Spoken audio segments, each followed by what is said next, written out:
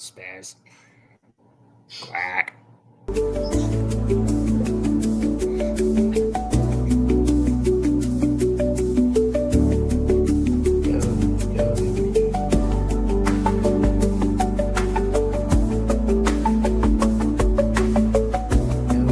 Open.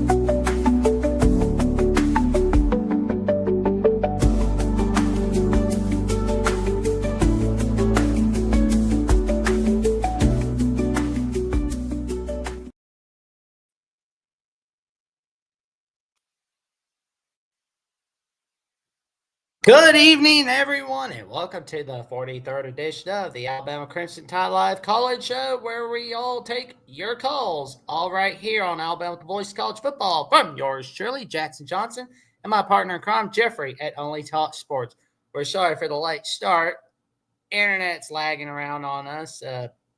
Apparently, there's a lot of rain and sleet in certain locations, and hotel room. Well, Marriott's got some internet lagging on us here, apparently, but I take responsibility.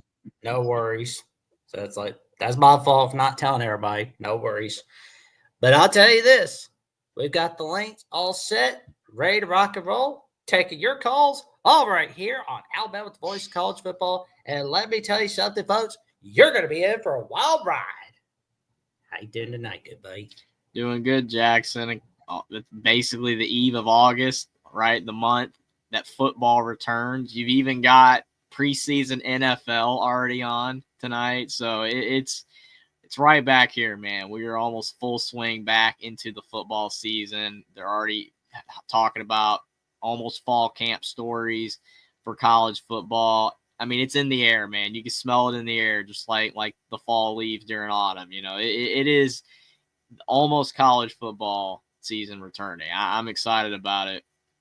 And, yeah, I mean, definitely with Alabama, we've been talking all offseason ad nauseum and at length about the quarterback situation, about our team at large. Kalen DeBoer, is he ready to take the team forward in a new step forward for a better season? So a lot of stuff we've been talking about all offseason, but it's all going to culminate after this next month as we step back out on the field. So I'm excited about it. Can't wait to get back into the season, but also excited for the 43rd edition of the Collins Show. Still can't believe that we've done 43 of these, man.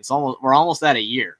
It's like when you get to 52, that's a year. That's a whole all the way around the calendar. So yeah, I mean, we've been been doing this for almost a year, and we appreciate everybody in the chat for watching the show since we've started. And there's gonna be a lot more than 43 of these shows. I will say we're gonna be continuing to do this for a while. It's gonna be great for a long way into the future, hopefully. Oh, here we go.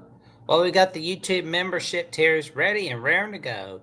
From Alabama with the Voice of College Football for $2.99 a month, you can become a Crimson Faithful member, where you'll get loyalty badges next to your name in the comments and the live chat, emojis to use in the comments and live chat, and you get member shout-outs like our good buddy, the godfather of the SEC, who's counting down, getting excited about Thursday night, and he's telling Jeffrey that he's got his hat ready.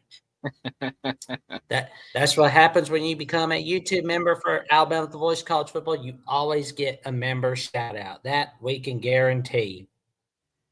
For $4.99 a month, you can become a Saban Disciple, where you'll get priority replies to comments and access to a monthly hangout. From yours truly, Jackson Johnson, Jeffrey at Only Talk Sports, Coach Johnny Birch, Coach Spook, and Manny Wilson from the Alabama Primetime Live Show.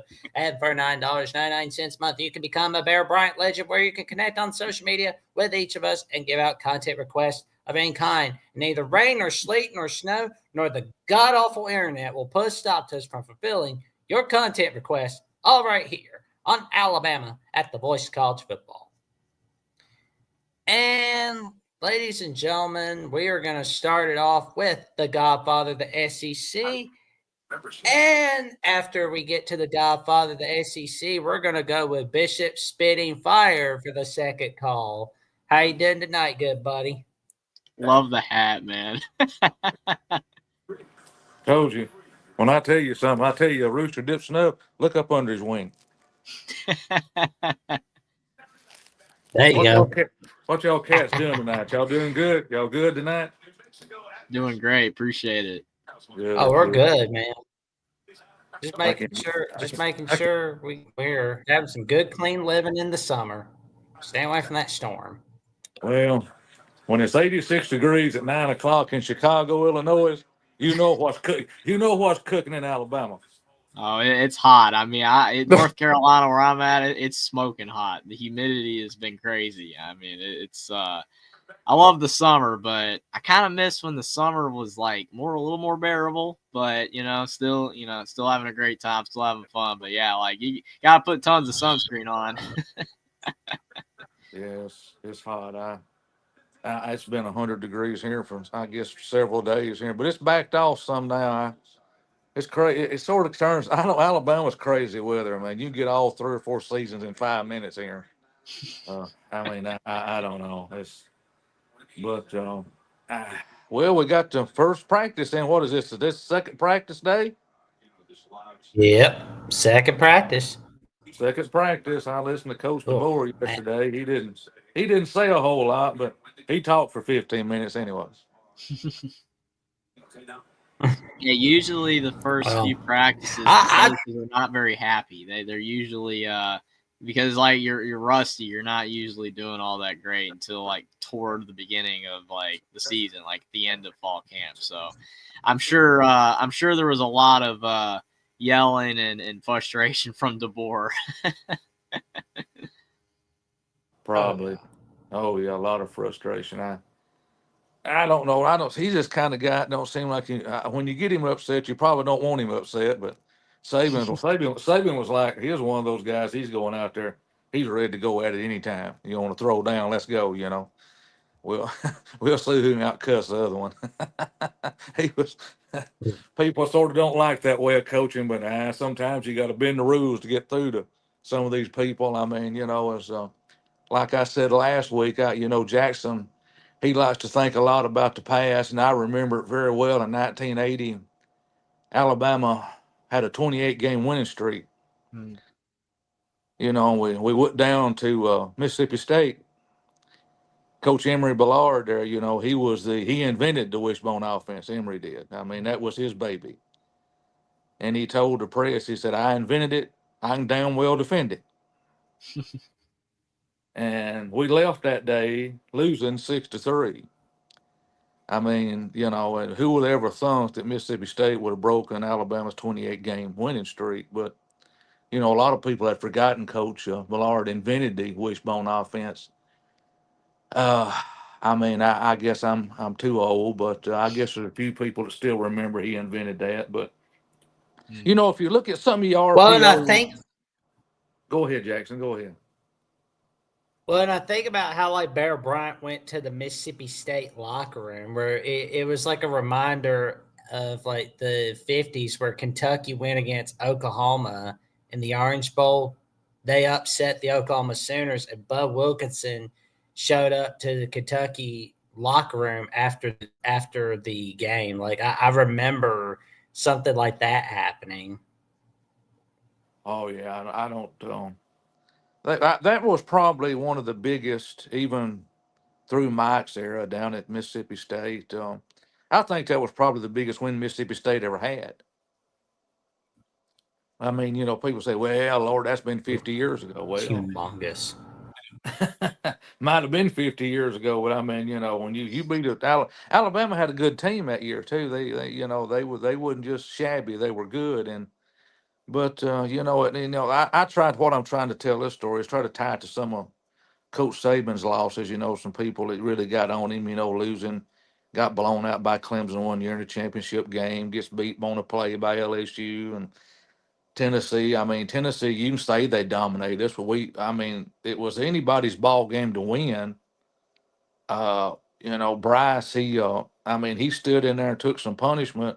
It was a close ball game. We just didn't get the points to win. But I mean, and a struggle against South Florida here and there.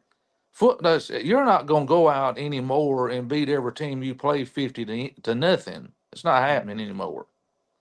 I used to, when I was a kid, I could look at Alabama's schedule and tell you 4 or 5 wins Alabama would have automatically just like that because the teams were just trash. They were no good. Mhm. Vanderbilt was one of them. Ole Miss. Now, Ole Miss used to be good back in the 50s and 60s. They'd put a beating on you. Mhm. They were like Georgia. They were like Georgia Tech. They'd come up there and use a stinger on you. I mean, Georgia Tech was that good, but I don't know. We'll see I what. rem- Go ahead. Go ahead. I remember that like Ole Miss, like the last time they won an SEC title was 1963, and like the last time Mississippi State won the SEC as a whole was 1941.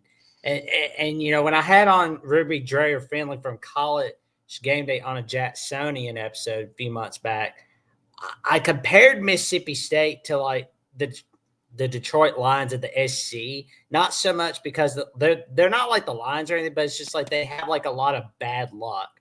And even when they have like really good years, there's always like some bad luck attached to it.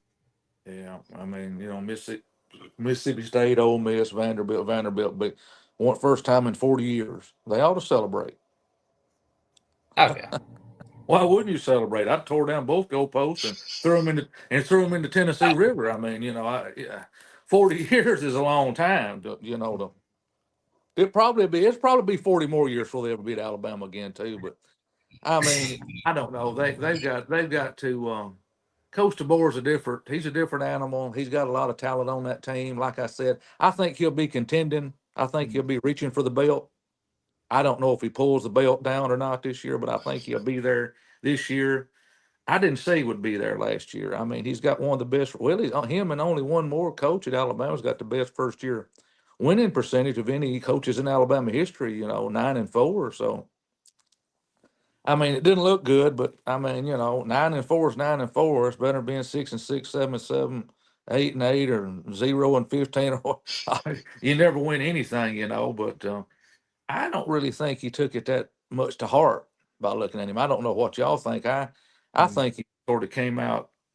Uh, Jalen Milroe's the only quarterback he had that could run the offense. Mhm. I hate to say that. I mean, I don't think Ty could have ran it. Mac, all them other, whatever that. What was that boy come from Notre Dame? He went to play. What was it? Tyler Pickleball. Buckner. Yeah. Tyler beat Buckner. What is he playing now? Pickleball. What is it? Is that what Lacrosse, I think. Lacrosse.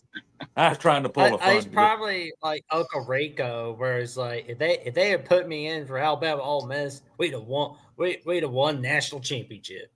Yeah, well, I mean, we got to see Ty play some games, and he's going. As deep as the offensive line is, they ought to be able to. I don't know when you got a good defensive player and you're about 230, 240, 6'4", 6'5", and you run a 4.5, 4.4, 4.6, 40. Those big guys, they're gonna get smoked. Mhm. They got those. I don't know what to do. I mean, I wouldn't know how to. Only way I could coach them is tell them, when they're pulling like that. Look at Reggie White when he played in the NFL. I mean, he get his arm up under them guys, and he used it for leverage. And I mean, he would just take them and about the only person that could block Reggie was what was his name? Allen that played for the Cowboys. He passed away here recently. What was his first name, Jeffrey? I can't think of. Larry. Larry I Allen. know who you're talking about. I do know who you're talking about. Yeah, Larry was about the only one that could defend Reggie White. Everybody else, he ate their lunch. But I mean, he had speed with size, and I mean, these guys now. I mean, our two tackles last year just got burnt. The way I look at it, those little guys that get around them, jump on the inside, go around them, run around them, and if you don't have the speed, you got to keep your feet under you. Like our Mhm. coach, like our coach always told us back in the past, you keep your feet under you. If you get your feet out from under you, you're going down probably, or you're gonna miss a lick, and that guy's going around you. And it's a hard process to try to think all that. Got to keep your hands here. You get out here, they're gonna get you for holding, or you get around in the face mask too much. You can't haul off and slap them upside the head like Deacon Jones used to.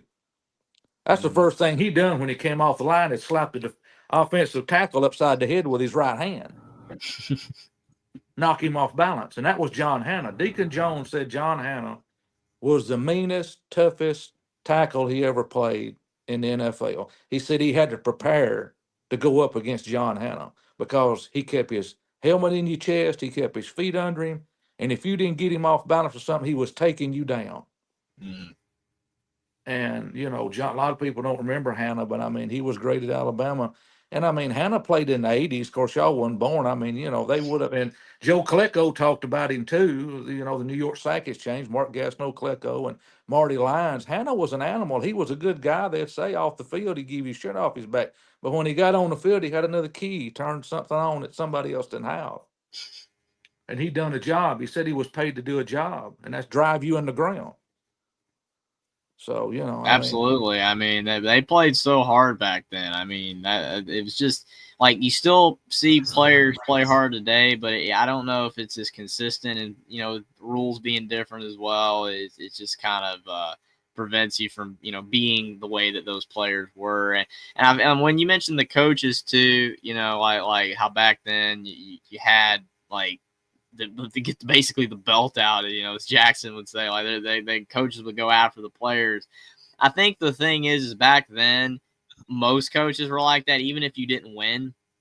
And then more recently, it's become where if you're really good like Saban and you have that history, of being so successful, you could get away with it, right? Like you could still do it.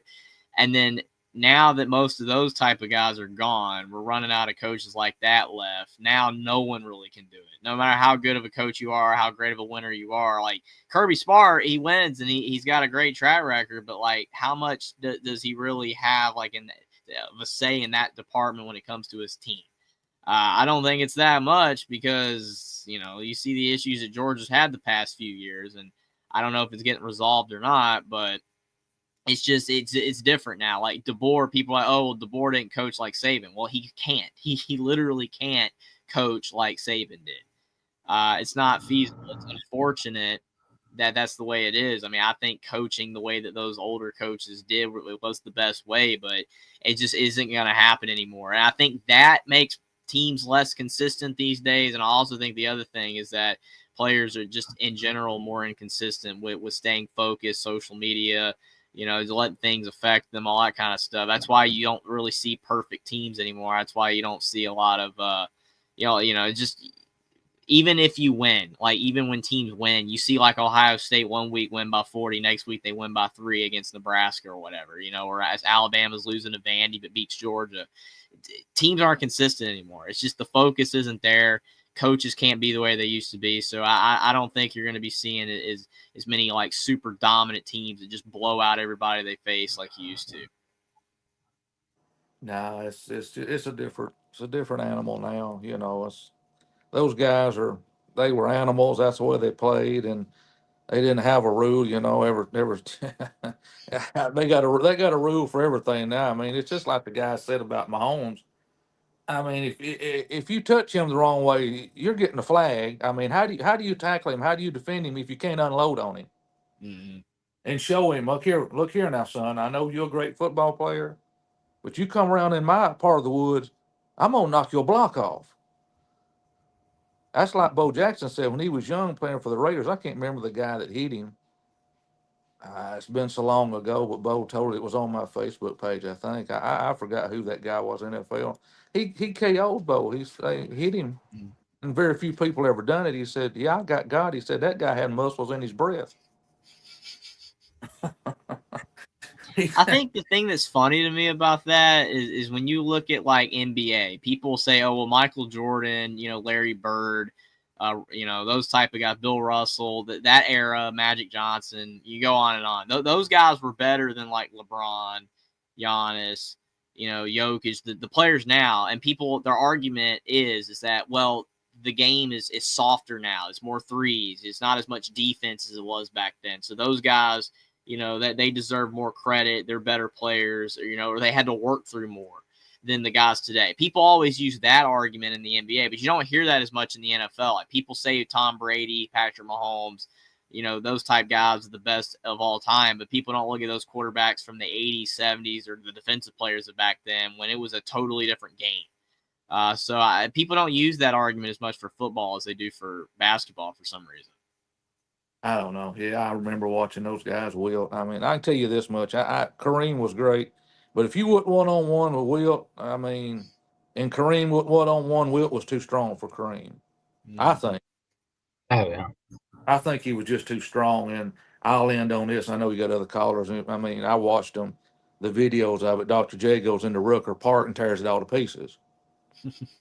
I mean, they had people sitting in the trees, standing on top of buildings, wanting to watch him play it at Rooker Park, and he was one hell of an athlete. But I mean, everything has changed in every sport. So I will just have to see how the season goes. If Alabama gets off on a good foot, beating FSU, and of course Gus Malzahn is down there now. I really want them to beat him now with him down there, old Waffle House guy, what I called him, Waffle House. But he had a number for Alabama. Seemed like he could get under Alabama's skin better than anybody else could, except for Tuberville. Of course, he didn't beat anybody but the poor little old Mike Shula. So I mean, what'd you do? Oh yeah. When Saban beat him, he hit the road. He was. Absolutely. Oh yeah. But anyway, y'all He, guys he got left for crap holes and Yeah, that's right. he went to go to crap holes and then go into politics. Yeah, and then trash Indiana for buying a football team. It's like everybody's buying a football team. He literally said that the game before Indiana played Ohio State, and I'm like, you're saying Indiana shouldn't be good because they bought a team, but yet literally Ohio State paid for 5 players to win a national championship. So I'm like, Tuberville, like wrong argument there, dude. That'll be your next governor of state of Alabama. That's Tuberville. I guess I'll just go hide under a damn rock somewhere. I don't know. But anyway, maybe he's listening to this. He'll get a vote from me. It'll be this. I hope he's watching. But anyway, Note the selfie. There it is. I'm gonna sign off with that. So I'm sorry I'm saying go Indiana on an Alabama stream. Alabama, roll Tide, roll, baby. They're always number one, but gotta give a go Indiana as well. I can vouch for Jeffrey saying that Indiana is his feel bad team because it was when Indiana sucked in 2022, 2023. Oh yeah, I've been watching Indiana since 2018. Yeah, and we talked about like Indiana being his feel bad team since like the first day we met on November 4th, 2022. It's almost been 3 years. I can vouch for that. Well, anyway, it's like the Tom Osborne teams of the Nebraska of the 90s. Nobody wanted to play Nebraska in the 90s. They didn't want to touch Nebraska. Tom Osborne was scoring 50, 60 points a game with them people. Had Tommy Frazier at quarter. It tickled me to death just to get to see them beat the shit out of Florida in the championship game. I mean, Tommy Frazier, they whooped them like they did. I had a buddy of mine said, I bet you 100 that they don't, that Florida wins. I said, put your money where your mouth is. I come back into work the next day. I said, I got to wait for my money or you got it right now? I had to wait till he got paid, didn't have no money, but he overlaid his mouth, overloaded his hummingbird butt. What he done, That is so funny. Yeah, Tommy Frazier eat their lunch, man. That's what he done. He ate their lunch. Or quarterback from Nebraska. That was he was unreal, man. But anyway, y'all have a good night. I'll be listening in. I'm gonna get me a bite to eat here. I'll be listening the rest of the night there, and y'all be safe and sound. And like y'all always say, we got to say it before we leave here. What is it? What we say at the end of the show? Roll. What is it? Roll Tide. Oh. There we go. You have a great night, Godfather. Appreciate it. And that was the Godfather. That was the Godfather of the SEC, one of our amazing YouTube members of Alabama at the Voice of College Football. And, oh, man, I don't know what I'm going to do because it's almost back to school. What am I going to do? I got to look good. What do we do, Jeffrey? What do we do? Because, I mean, I'm a mess. I got to make sure I got my books, got the backpacks, everything. What do we do? Check out some Amazon, man. I know it. Like that'll help. Maybe the doppelganger Mark Rogers is there. You can make a difference here at the Voice of College Football. Use the Amazon link. Financially contribute to the Voice of College Football without spending a penny. Same shopping experience. It's easy. Go to any video on any channel, go to the description section and grab the link right next to the capital letters that say Amazon. Use that link and Amazon will instantaneously convert to your account, settings, history, everything intact, just like whatever link you use right now. No difference. Pay no attention to the product that you see right there. Just go search what you want. Don't forget the Amazon link. Thank you for your support. Sincerely, the voice of college football.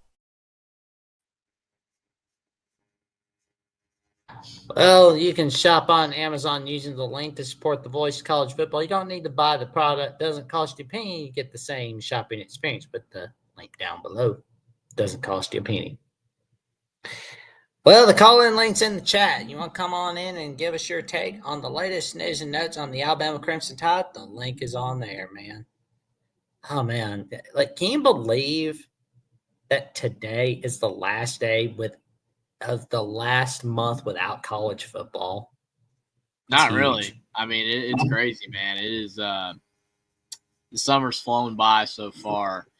I mean, I'm excited about college football returning, but part of me doesn't want summer to end either. It's just kind of a catch-22.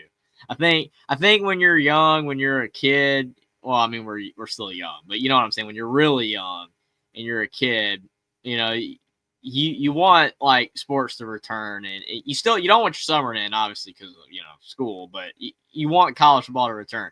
Then you get a little older, right? It's like you really just don't want your summers to end, right? Because you get back into the fall, it's like it's rough, man.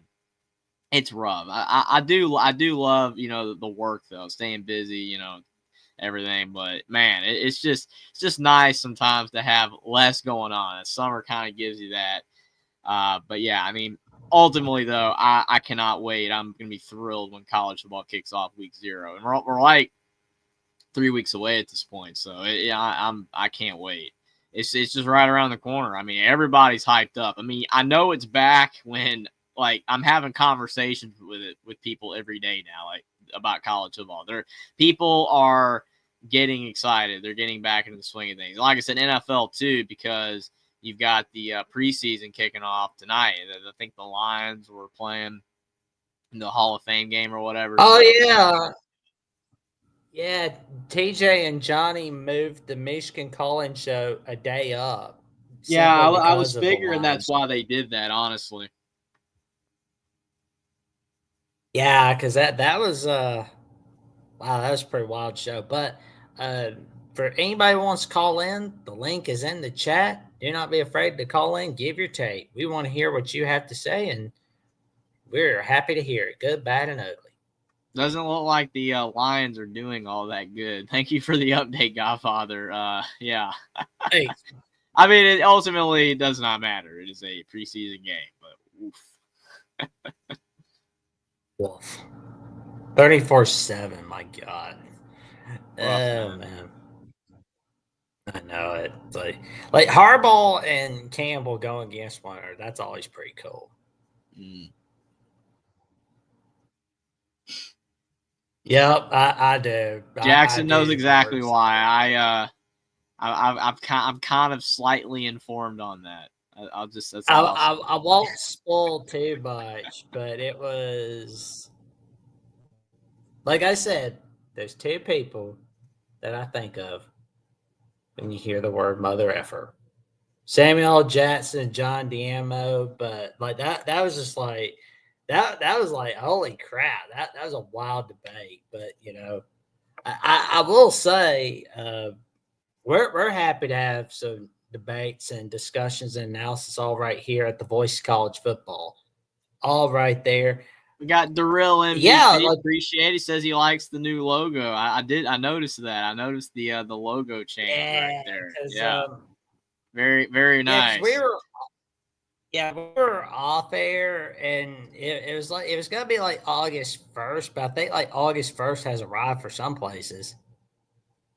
Because I'm like, I love it. Like I love it. Like the voice of college football, like the O Like it's got the football on there. Like that's pretty cool in of Yeah, it's itself. clean, man. It's very clean. I like it a lot. I mean, I like the old logo too, but I like that as well. I like them both. But I think it's definitely a cool new concept there. So I mean, that's what we're here, like the voice of college football, Alabama channel. Give me a channel for like every Power 4 team eventually. We're getting there. We've got a lot of them filled. We got a lot of new hosts in the network now, but so I think it's a really like cool identifier though. The way it's set up like that. I really like it. Oh yeah, I mean it's huge, and I'm kind of like wonder if we could see an Arkansas show. That'd be cool. But ooh, I mean we got a Mississippi State show. I mean, we Ole got a Miss Mississippi Live will State. be We can get an back. Arkansas one. Oh yeah, like we promise you, Ole Miss Live is coming back. Don't worry, relax. Ole Miss Live is coming back. Like most of the SEC is all filled up. We're gonna catch them all. We're gonna make sure of that. Ooh, here we go. Let's see. Do.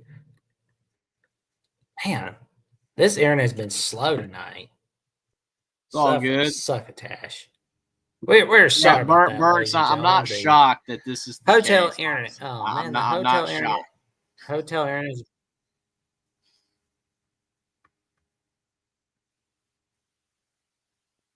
Well, we know some Arkansas people like Ty Hudson, but I was just talking about Mississippi with Burks. State I'm just people, saying, like, I'm not because it shocked was that like Burks when I is. got that call that Ballard, who's called on here before on the Alabama call-in show, he said that he was interested. Like when I got that call from our guy Chris, who's the strategy content manager, when he said, "I'm interested in doing Mississippi State," I'm like, "Huh, you're a Bama man." I guess Mississippi State, but it's feel bad team. So I was like, cool. Now we got like Andrew Miller as the co-host with Christian Ballard. I think that's going to be a great dynamic right there. They're going to make magic. And we've got, there we go. And we've got the real MVP on the line. How are you doing tonight, good buddy? I'm doing well. How about you two gentlemen? Doing pretty good, Darrell. Appreciate it. I like I said, I think I'm just laughing at Burke's statement though, because I mean he's up in Michigan. I mean he's not gonna meet Mississippi State fans up there. It's just not gonna happen. Oh man, no, Mississippi State fans. I don't think even want to exist in Mississippi right now with how bad their situation is. No, but they still exist, just like Auburn fans do within their state, but they're hiding. Well, nobody's as bad as Mississippi State. I mean, Mississippi State got crushed by Toledo. Holy Toledo! That's all I got to say to that. Is like, you might be next. You might be next. Yeah, hopefully not, though. I wouldn't shock me. Listen, they're good. Yeah, I forgot Chicago, but the general vicinity, right? So yeah, but you know what I mean, Burks. Like you're not gonna see those type of fans up there. But yeah, sorry about that, Chicago. Go ahead, Darrell. Well, I was going to say, oh, sorry, Jackson, you go. Well, I was going to say, like, I remember, a little while ago when I talked to the guy, when we talked to Godfather of the SEC, I remember quoting that Mississippi State is like that has like a lot of bad luck in the SEC. Like I told like Ruby, like from the Ole Miss channel and College Game Day, that they are like the Detroit Lions of the SEC, where it's like when they have something good, it gets often overshadowed by something bad. You know what? I'm just going to call them the Charlie Brown of the SEC, where it's like they're trying to do their best, but there's something bad happens. They just won't fly their kite, but then it just gets eaten up. They just want to get that football. Nothing good happens. Then they have something really good happen. Then it gets overshadowed by something bad. Prior to Cincinnati, I would have said Indiana was the Charlie Brown of the Big Ten. Literally, because every single time Indiana had like a decent year or two, it always fell apart. But now with Cignetti, that might actually go away, hopefully. But only time will tell 3 or 4 years from now. But yeah, I mean, Indiana definitely could have been the Charlie Brown of the Big Ten. So what I was going to ask you, in particular you, Jeffrey, because you're got this diametrically opposed view, and it's going to be interesting. Your boy, Kirk Cignetti, decided to run his mouth during a press conference and talk about how group of 5 teams at the beginning of the season are really good because they're fully healthy. So does this mean, like, Kentucky and those type of teams now are just loading up and we should brag about beating Toledo and stuff at the beginning of the season? Or just what are your thoughts on this? In my opinion, stupidity, but it's okay. Well, I don't really know how to. I'm not one of those people. I'm not gonna say who, but there's Indiana fans out there that are everything Cignetti says is like the greatest thing on earth, right? It's completely 1,000% accurate and it without fail. Which again, I understand why, because Indiana went 11-2 and made the playoff. No one ever thought they would. So, I get that. But I will say that I somewhat understand the argument Cignetti's trying to make overall about non-conference scheduling, and that's why Indiana's got rid of them all and what he's saying with the group of 5. I understand it. I don't agree with all of it. The only part I somewhat agree with is where he does make the point about the SEC plays 8 conference games, and then typically every team in the SEC at least has 1 tough non-conference game, and then the other 3 games are easy. Not all of them are that way, but most of them are that way. So they're playing 9 tough games, whereas with the Big Ten, you've got non-conference games. So why play a tough non-conference game? Because theoretically, you are making it harder than the SEC by playing 10 power games when they're playing 9. I understand some people look at it, well, if you're in the Big Ten and you're playing a bunch of Rutgers and Northwesterns and all that, that's easier than the SEC. You could still fit in a team like Virginia because it's just not that bad, right? I get mighty that. powerhouse, by the way. Mighty powerhouse, Virginia. But my thing is, I see why Cignetti doesn't want to play that game. I see why. Because the thing is that you win that game, it does nothing. It doesn't do anything. You win the game, great, but if you beat Kennesaw State, it's the same thing. Yeah. It's the same thing, and it's an easier win, and you're still going to have your tough non-conference game slate in the Big Ten, and you win 10, 11 of those games, you make the playoffs. So it's like, why make it harder on yourself? Play maybe a semi-competitive game against Virginia. One of your best players tears an ACL because he's fighting for victory, whereas you play Kennesaw State, you win 40-0 easily. I get it. But that's where it's the playoffs' fault. The playoff is why Cignetti and these coaches are adopting this viewpoint. I understand the detractors, and I know why the SEC is completely lambasting him, but you know why they're lambasting him is because deep down they kind of know he's correct, but they don't want to admit it. So, I mean, like I said, I don't know that. The line between the Big Ten and the SEC where my fandom is. I'm a Bama fan deep down, 100,000% first over Indiana in the Big Ten. I live in the South, so, I mean, duh. But I understand where he's coming from, and I get it. But go ahead. There needs to be a little bit more nuance and perspective on Google Me says. I think he needs to Google basic facts that not every Power 4 team is just unequivocally better than every Group of 5 team. And because there's a few outlier results, it doesn't make the Group of 5 generally better than any conference. Also, you're absolutely right that the playoff, to me, it's not the playoffs in terms of the structure. It's the people evaluating it are making the wrong decisions and incentivizing the wrong things.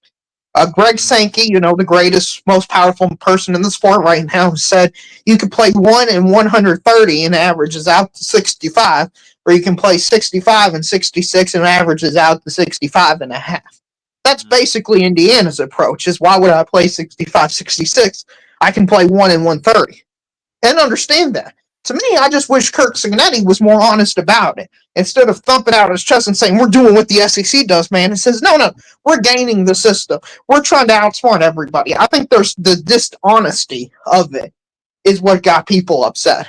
Yeah, I mean, like I said, I think Cignetti more so was making a point, and I feel like the problem is because he's at Indiana, you know.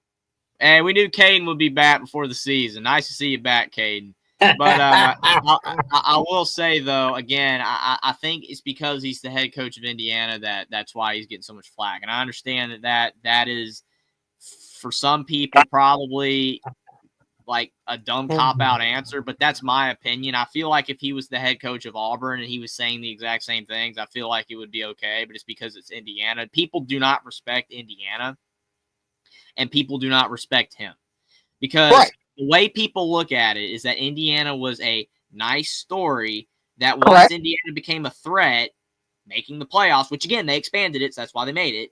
Correct. Again, like Indiana wasn't cool anymore. Indiana went from, wow, Indiana's undefeated and they're ranked and that's cool, I'll support this, to, oh my gosh, Alabama should make the playoffs instead of Indiana. And it's like, while I'm a Bama fan, I was still glad that Alabama did not make the playoffs because they didn't deserve it, in my opinion, losing 2 crappy games. Indiana did not. They won their games. As the argument, we know that Bama's a better football team than Indiana, but Indiana made the playoffs, so that made everybody turn on Indiana, and now that's why everything Cignetti says, it's just he's getting just destroyed and lambasted because it's Indiana.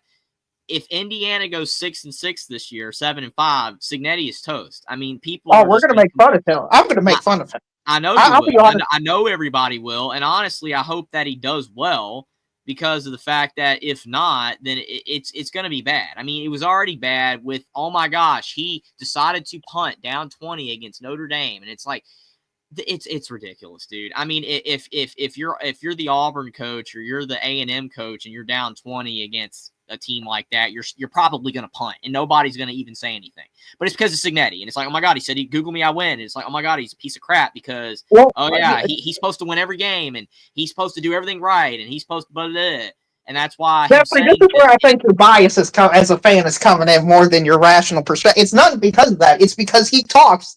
He's like a chihuahua, basically. He's this dog that comes out and talks all this trash, and then you go up to it and he just runs away. That's Kirk Cignetti. What I'm trying to say is, Darrell, is that Tom Allen, for example, when he was a good story, right? People were like, oh my gosh, they love each other, the LEO, that is so cool. And like, wow, Indiana, they're decent. And then they started losing, and then what happened? People started trashing the LEO and all that stuff. And Tom Allen, he's like PJ Fleck. He's full of crap. He's a used car salesman. PJ Fleck goes 8-5 last year. What happened to that? Nobody's trashing PJ Fleck anymore. He's just okay again. PJ Fleck is just a run-of-the-mill used kind of car salesman guy that we kind of don't hate anymore for some reason because Cignetti's the new guy to hate. Well, to me, the perfect example, I just thought this on the fly, so maybe perfect's too strong to word. He's like Dan Mullen at Florida.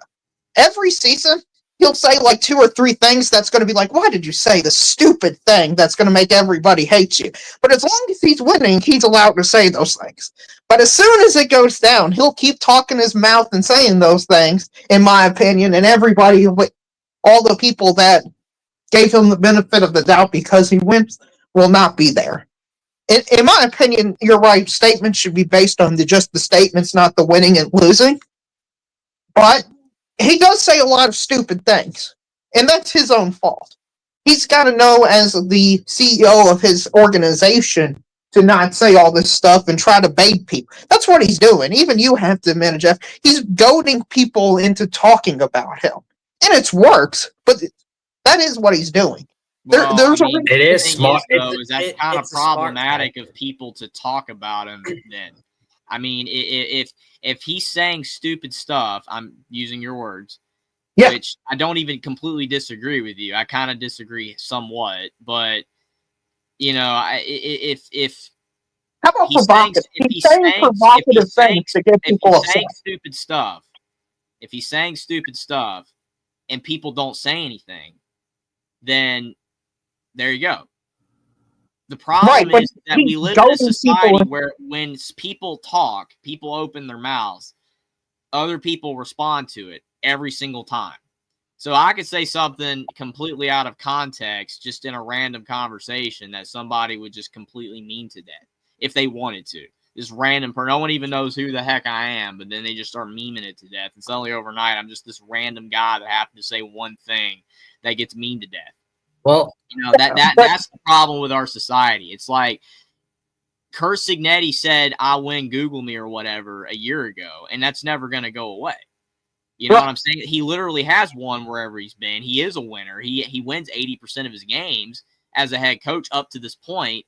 But it's like in the 1950s, if you said something like that, which there wasn't Google back then, but if he said something in the nature of New York Times me, then guess what? You would have a year later, most people probably wouldn't even remember that.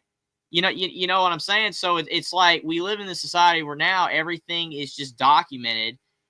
And if something spreads like wildfire, people aren't going to ever forget it. And then if stuff changes, like AK Indiana going 6-6 this year, then guess what? It's all going to completely turn on him. Is that necessarily fair? I don't think so. But that's just the way it is. One thing that you say can completely define a person. I agree with think that's fair at all. I think that is absolutely ridiculous. I agree with what you're saying. The only issue is I think Kirk Signetti knows what he's doing, and I think he's saying things in such a way to make people respond to him. I think he likes playing the villain.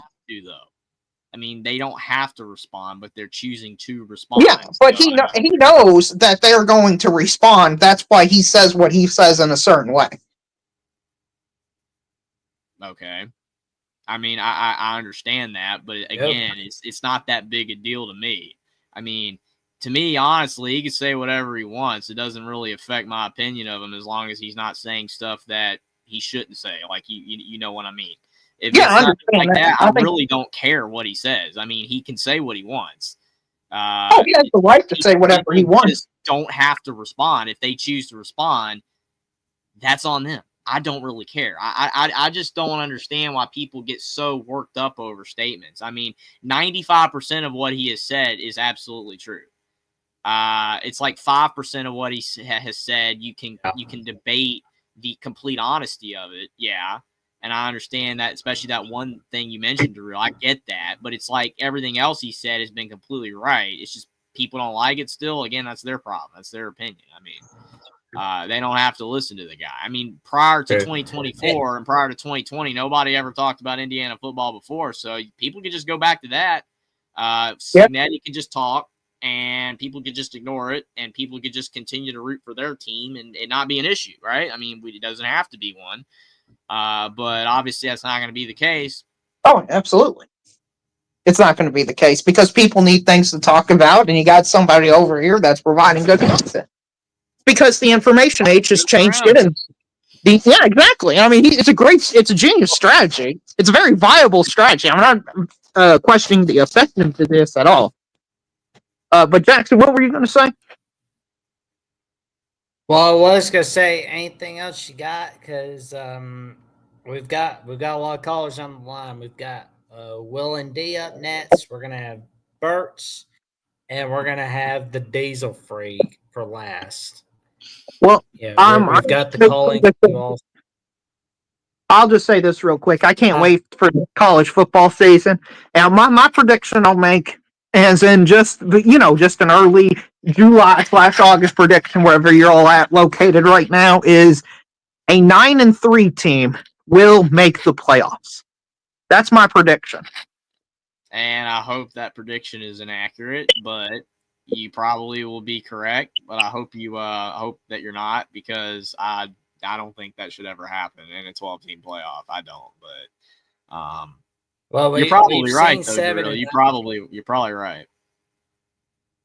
We've seen 7 and 9 teams in the NFL make the playoffs. So, I mean, that would not surprise me if we see a 9-3 team in college football make it to the playoffs, particularly like either an at-large SEC or Big Ten team, or probably like a conference champion from the ACC or Big 12, or the group of 5. The prediction to an at-large team will be 9-3, and they will make the playoff.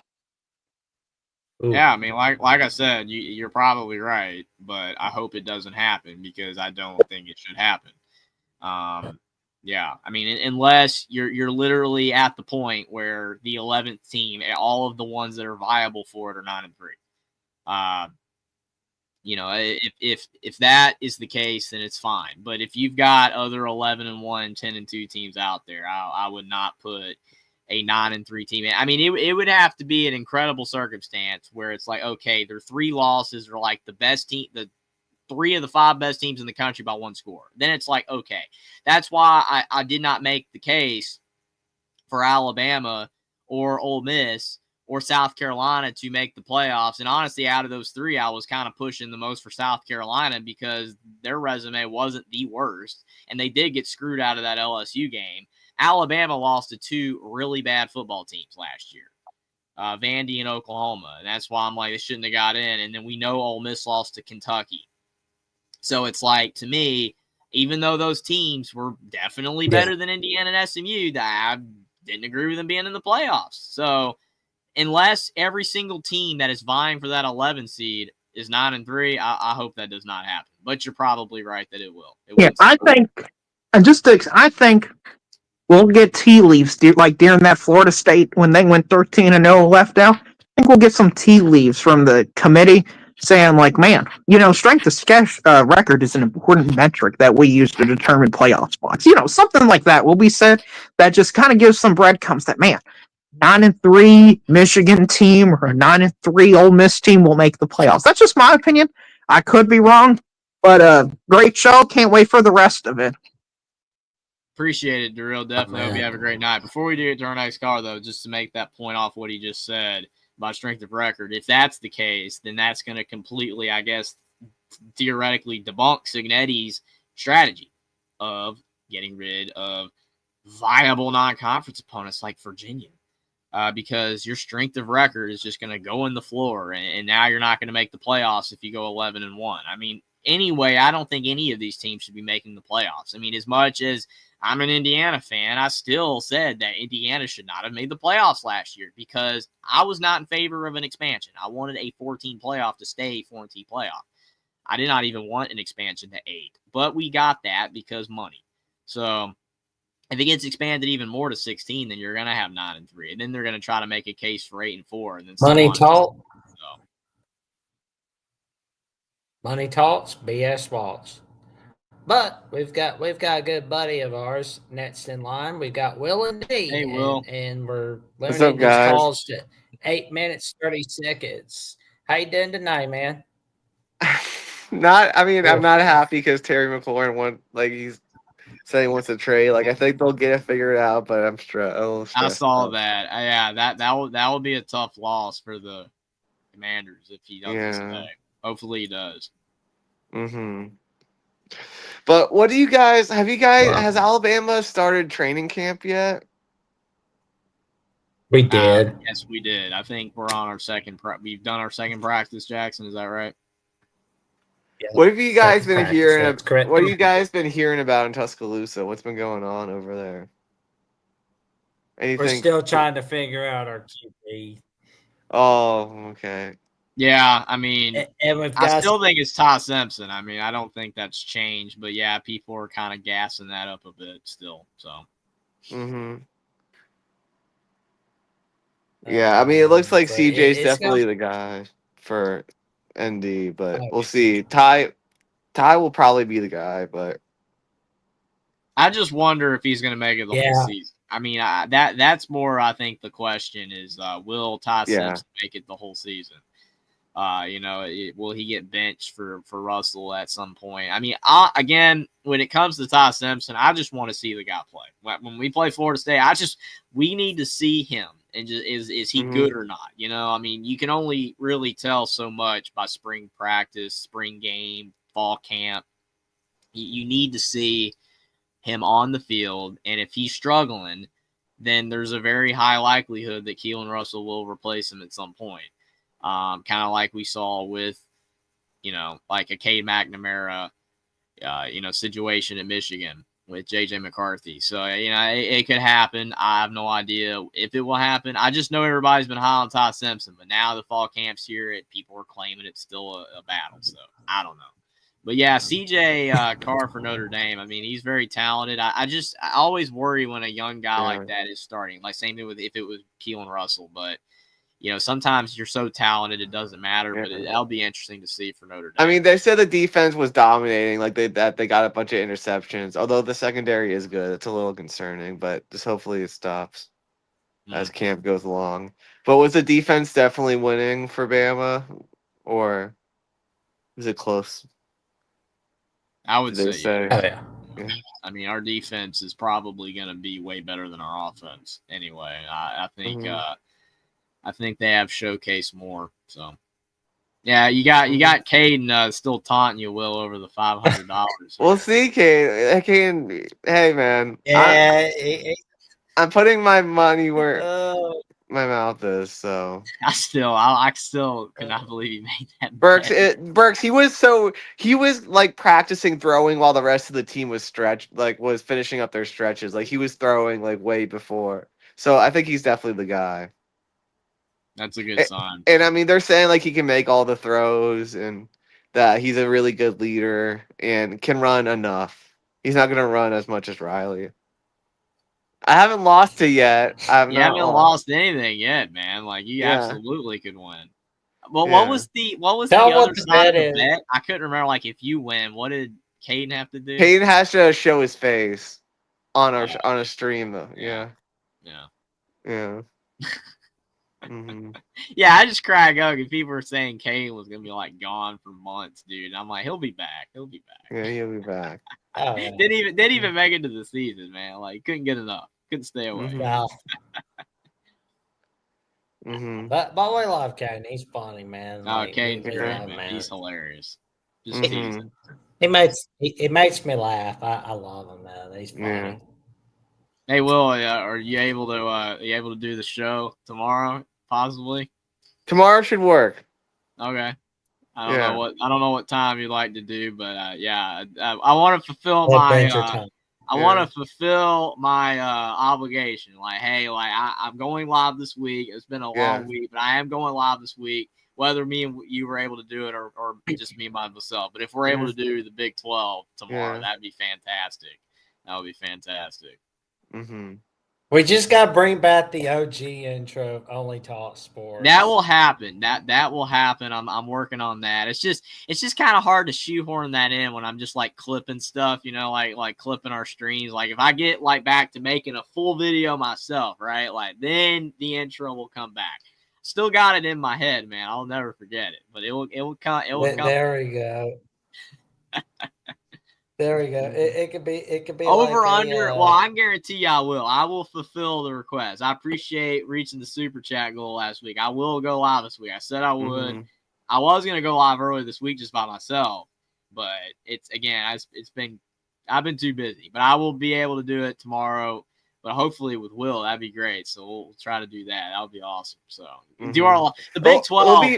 That's gonna be the hardest to do, man. Yeah, it's gonna be hard.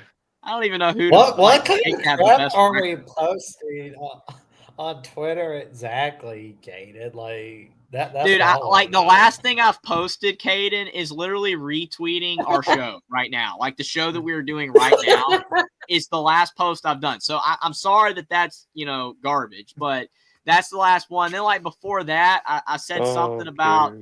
Cool on Indiana's receivers making a list. So it's like that's it. Like I don't know how that's horrible. I don't know what Jax has been posting but I mean I haven't really posted nothing bad, man. It's been nothing outrageous. Not like I'm like, oh my gosh, Kurt Cignetti is like the greatest coach of all time and everybody should respect every word he says. I like not He's the next Bear Bryant, according to Jeffrey. Next Bear Bryant. Oh, well, I mean, he's the next coach that coaches a bad team and does well. That's what whoever that is. But he's next not Gary Barnett. Gary Barnett at Northwestern. Yeah, we'll go with that. Yeah, we'll go with that. Well, it's a very small septic tank. Oh, But what do you guys think of my comment? Uh, Nebraska has been the college since they got rid of Solich, has been the Charlie Brown of college football since they fired Frank Solich. I mean, yeah. that's a good one. Like Yeah. I mean, they stink, man. I mean, they are horrible. Like Miami, in comparison, as much as I trash them, like Yeah. they've been good. Like Miami's been Yeah. good compared to Nebraska. I mean, I hope for Nebraska fans that they can get it turned around, man. But it's just something wrong, man. Like with the schedule they have this year, the schedule they have, and the players that they supposedly have, they should have a decent year this year. We did our Big Ten prediction. Didn't we both say 8-4, right? So it's like, or did I say 7-5? I think I said 8-4. I think I went with you because it's like their schedule is so easy. But if they do not go 8-4, at least they're done. I also said Washington State because whenever they got a good coach, like doing anything like good at Washington State, they leave. Yeah, like Dennis Mike Erickson Leach was doing left. so good there. Yeah, like Dennis Erickson left. Their Mike head Mike coach- Price forgot to zip up his pants once he left, but him too. And then Oh, that reminds me of Mike Shannon Sharp, where Yeah, Unc is yeah, thinking a little yeah. too much about that phone tank. Cat Williams warned him on Club Shay Shay that's gonna get you. It's gonna get you, and it did. Yeah. Oh my god! Like it's like it's like. I mean, he's still got his Nightcap podcast with Ocho Cinco's. I mean, he's fine, but I'll screw you, Tyler. You Most suck. privileged? No. No, Notre Dame, the most privileged team. I mean, well, me and Will educated me on the wine and cheese. I mean, we did have a whole segment on that. So but I don't know, man. I mean, most privileged. That's a tough question because there are a lot of privileged teams. I would say Oklahoma for getting all those BCS championship berths that they got. Like, I would say probably them. I did be Bean. I did. Yeah. I did be Bean. I did. Well, at and least I he said didn't it do last night. that other meme that was going on a couple years ago with that. Remember that girl or whatever the thing. Yeah. You remember that, Will? Like, is she still talking about that? Which one? I don't even want to say it because it'll just sound bad. I'm gonna put it in the private chat so you know what I'm talking. I don't even want to say it, man. If you want to hear some, yeah. You remember that, man? Be like, yeah. Pa. Yeah. Yeah, If like you want, did people still, if you did want people us still to talking say about the that, or word, was that over? Like, I don't know.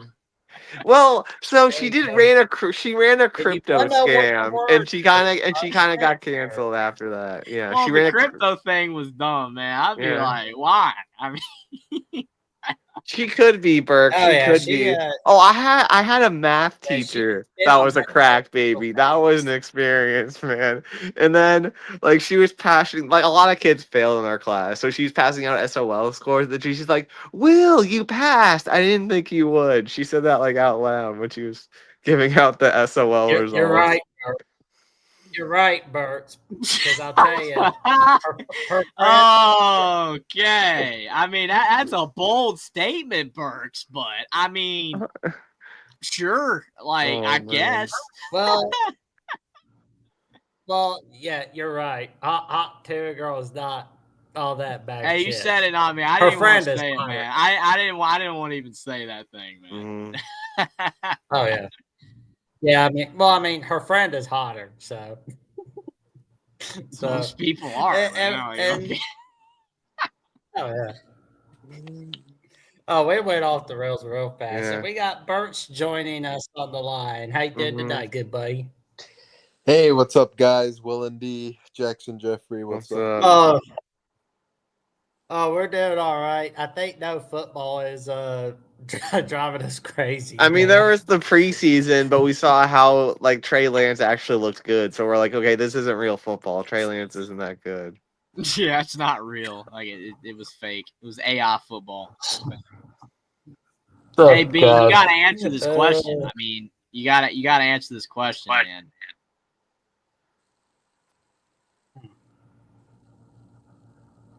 You want me to answer it? No, that's the I question mean, for I would me. vlog it. I would get all the clout I could get from the date because I know like she Boy, would. Will being smart, man. He uses it Well, as a here's business the thing. transaction. If I'm going on a date with a hot Tua girl, she gotta go on a Jack Shane episode first. Then I'll be like, okay, See, again, we'll do Jackson our. using it as a business Yeah. transaction. You guys are smart, man. Oh boy.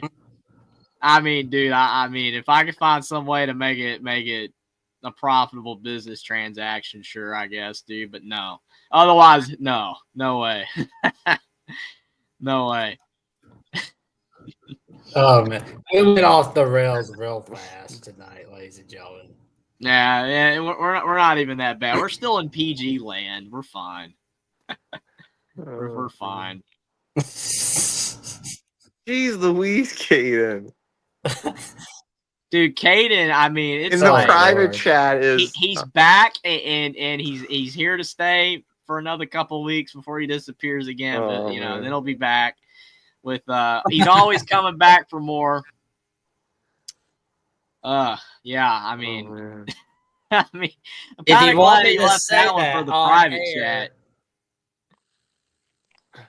Yeah, as Jackson's Yeah, saying, like if you want I have us to to say say that on on there, it, you gotta send a super chat, Caden. Otherwise, we're not reading that.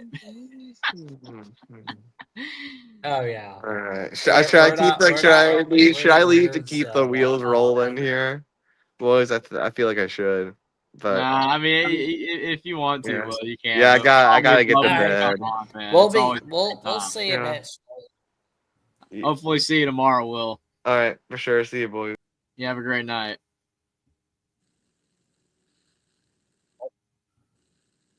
See you, Will. It's always a party with Will and D. I can tell you that right now.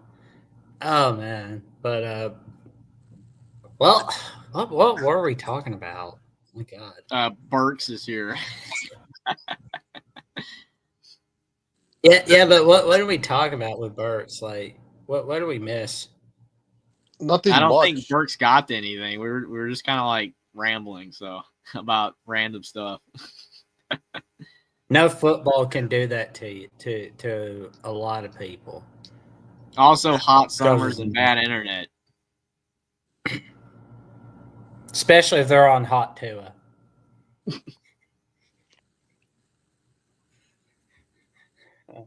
Oh man. Oh man. Well, what's on your mind tonight, Birch? Yeah, man, I'm just letting you guys know. Never add Caden to Discord in your life, bro. It is the worst nightmare you will ever get in your life. This guy goes. I'm sleeping, right? It's like 10, 11 o'clock. He calls me and he rapid calls me. Like he keeps calling. And I'm like, bro, what the hell, dude? I'm literally sleeping and this guy calls me. Then I have a meeting, bro. This guy goes. I had like a critical meeting. Calls me. I don't know why the hell he's doing it. And then after that, bro, you know what he does? He wants me to make fun out of him, right? And all the shows, so then he can come back new and improve. I don't even understand this guy, bro. He said he was gonna be gone for like half a year, and then he's back after like a week. Man, it just grabbed me out. I mean, my thing is like, you know, Discord has a mute button, right? Yeah, I know that, but I feel bad for the guy. I'm trying to be a mentor for him, bro. I'm trying to be a mentor. I mean, all right. I mean, that's fair, I guess. But dude, like, if you're trying to get some sleep, you got the mute button, man. Yeah, it's true, man. Well, all right. I just wanted to give you advice with that, but I do have a quick Alabama question for you, but because I'm really not trying to give Caden too much spotlight here, he's gonna call in. So, but he'll have enough spotlight when he comes on. yeah. So this Ty Simpson and Keelan Russell stuff, is it like I'm getting a little confused here because Kalen DeBoer said during like I'm pretty sure spring he said like no like before summer camp started if the job was ready like already like there like if I had to choose who would win the job, Ty Simpson would have it. That's basically what he said, if I'm correct. But now, man, it's close. So like, what I personally feel Ty Simpson's going to win the job just because this is kind of like usually they go with experience. But what do you feel? Because I'm going to let you know right now, dude. They're not. I don't think they're going to try and put a true freshman right away like that, unless it's like Bryce Underwood, where the QB depth is so terrible. Because Alabama has some good QB depth, even though they're not like they're not all experienced, right? Like Ty Simpson is the only experienced one, but he hasn't really played ever. So, but what do you guys feel about that? I mean, I everything you just said, Honestly, I don't disagree with. I feel like Ty Simpson is going to win the job. I feel like Kalen DeBoer is still the highest on him because of the experience factor.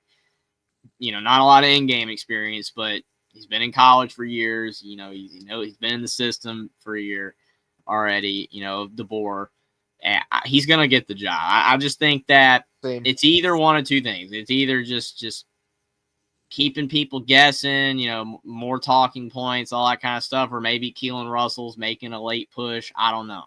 But I think Ty Simpson, he's got the job. But go ahead, Jackson.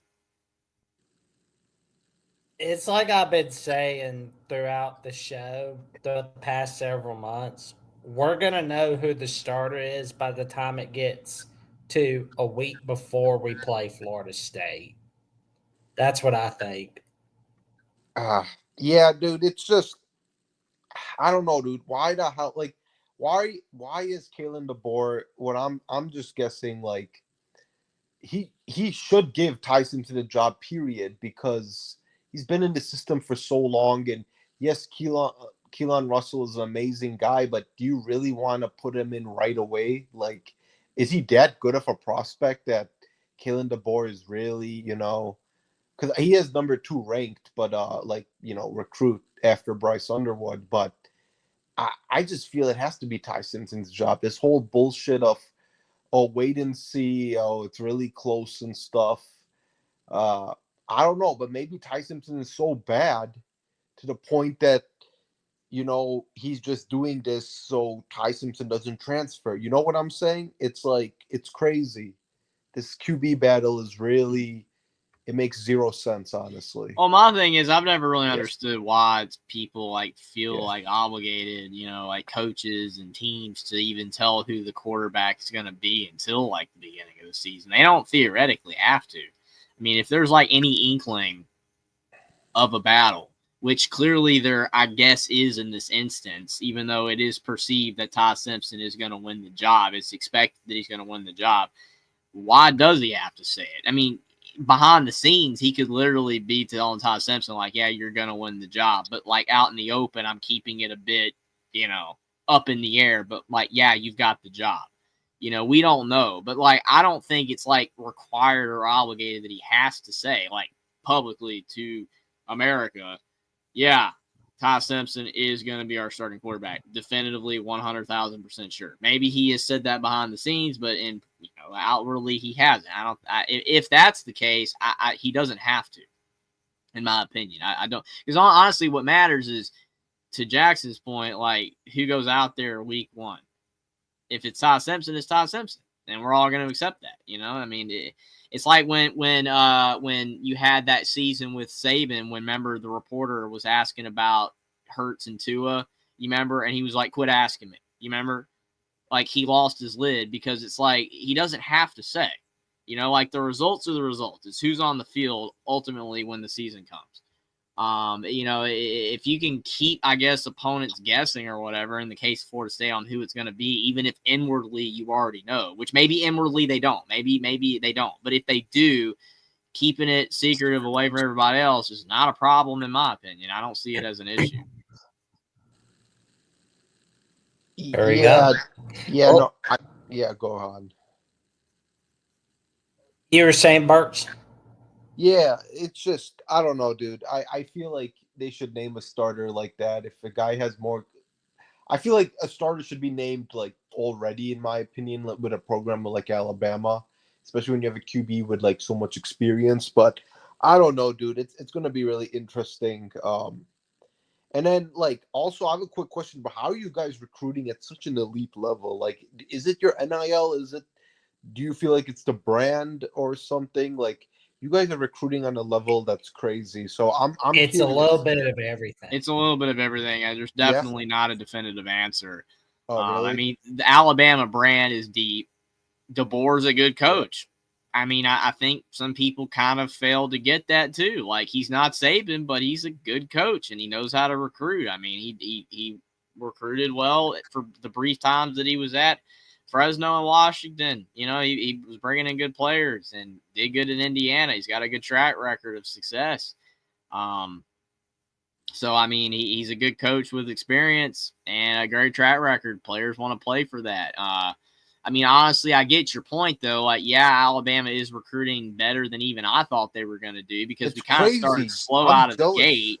Yeah, I'm jealous. I'm not gonna lie. So We were starting out slow out of the gate. I was a little worried when we were like down there like 20th, 15th. But, you know, we've gotten these string of commits, and it's like, okay, I mean, I guess our NIL is doing pretty good. I don't know. I mean, NIL is such a out in the open thing, but as out in the open it's still kind of secretive too, because we don't exactly know who's doing the best in NIL. We have these perceived notions of which schools it is, and Bama was not thought to be one of those.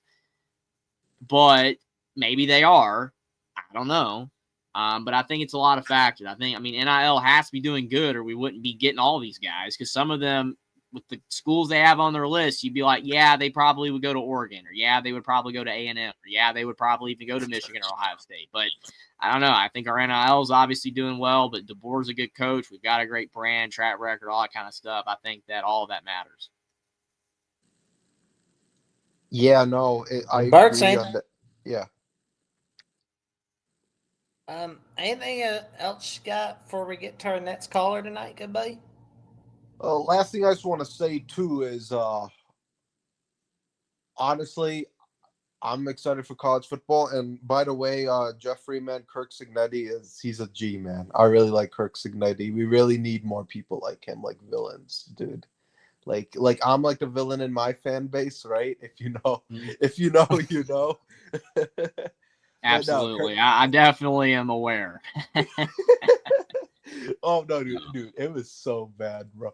Listen, dude. I try, like, I like TJ and these guys, right? Like TJ and Johnny at least, but you know, it was getting so out of hand, bro, that I was just like, screw it, man. I just gonna apologize. And yeah, man, I'm like, trust me, bro. And that's why Caden wants to do a show with me.